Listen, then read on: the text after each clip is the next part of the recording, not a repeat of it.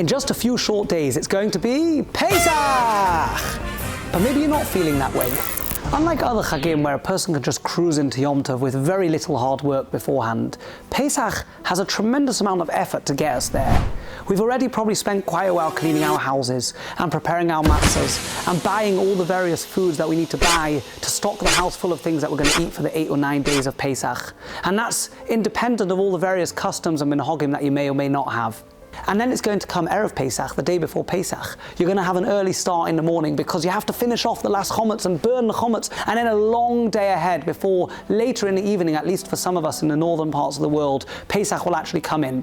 But if you think when you get home from shul you're going to go straight for a good meal, it's not true, because we're going to have a long, lengthy Seder, only after which, several hours later, you might start to eat the matzah. And even then, you're going to wait a bit more till Shulchan Aruch. By the time the actual Yom Tov meal comes about, you might be too full or too tired to even enjoy the Yom Tov meal, which makes us wonder, isn't it ironic that the very thing that we're celebrating is cheiros, is freedom? We're trying to be majestic, we're trying to be like kings.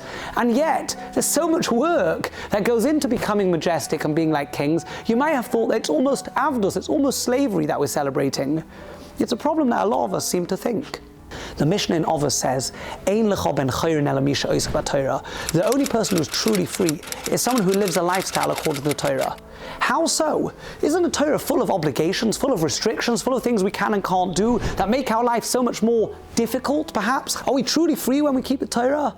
Yes, because consider what's going on in the secular world. People in the world around us are really enslaved. They're enslaved to materialism. They're enslaved to pleasures and desires. They're constantly looking for more and more ways to enjoy themselves, to satisfy themselves. And after each opportune moment where they find something pleasurable, it's finished, it's gone. And before they know it, they're already looking for the next thing. Chazal have told us, Ein adam meis v'chatzi ta'avoso biyodoi.